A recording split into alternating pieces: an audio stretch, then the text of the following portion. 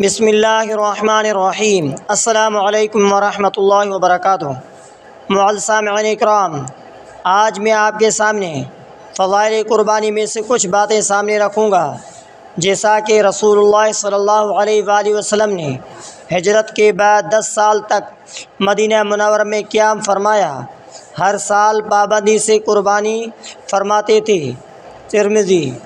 نبی کریم صلی اللہ علیہ وآلہ وسلم مسلمانوں کو اس کی تاکید فرماتے تھے، اسی لیے کہ جمہور علماء اسلام کے نزدیک قربانی واجب ہے، جیسا کہ حضرت زید بن ارقم رضی اللہ تعالیٰ عنہ کہتے ہیں کہ صحابہ رضی اللہ تعالیٰ عنہ اجمعین نے عرض کیا، یا رسول اللہ صلی اللہ علیہ وآلہ وسلم، یہ قربانیاں کیا ہیں؟ آپ صلی اللہ علیہ وآلہ وسلم نے فرمایا، تمہارے باپ سیدنا ابراہیم علیہ السلام کی سنت ہے۔ صحابہ رضی اللہ تعالیٰ عنہ اجمعین نے پوچھا کہ ہمارے لیے اس میں کیا ثواب ہے؟ آپ صلی اللہ علیہ وآلہ وسلم نے فرمایا، ایک بال کے عوض ایک نیکی۔ روایہ احمد ہے۔ حضرت ابو ہریرہ رضی اللہ تعالیٰ عنہ سے روایت ہے کہ رسول اللہ صلی اللہ علیہ وآلہ وسلم نے فرمایا، جس کے پاس گنجائش ہو اور وہ قربانی نہ کرے، وہ ہمارے عیدگاہ کے قریب بھی نہ آئے۔ ابن ماجہ۔ حضرت عائشہ صدیقہ رضی اللہ تعالیٰ عنہما فرماتی ہے کہ رسول اللہ صلی اللہ علیہ وآلہ وسلم نے ارشاد فرمایا، قربانی کے دن اس سے زیادہ محبوب کوئی عمل نہیں۔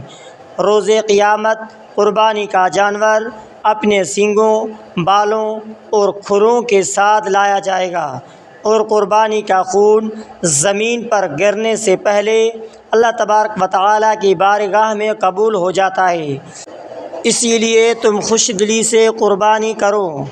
ترمذی۔ ابن ماجہ۔ قربانی کی فضیلت اور قربانی نہ کرنے پر وعیدوں کا متعدد احادیث میں ذکر ہے۔ قربانی کو تمام امت کے لیے عام حکم کے ساتھ واجب و لازم قرار دیا گیا ہے، اور اس کو نہ صرف واجبات اسلامی میں سے ایک واجب قرار دیا گیا ہے، بلکہ شعائر اسلام میں داخل سمجھا گیا ہے، جیسا کہ قال تبارک و تعالی فصل لربک وانحر۔ آپ صلی اللہ علیہ وآلہ وسلم اپنے پروردگار کی نماز پڑھیے اور قربانی کیجیے۔ تو معزز سامعین اکرام، قربانی ایک اسلام کا شعار اسلام میں سے ایک شعار ہے، جس کو واجب قرار دیا گیا ہے۔ تو قربانی ہر مسلمان پر جو صاحب نصاب ہے اس پر لازم یعنی واجب ہے۔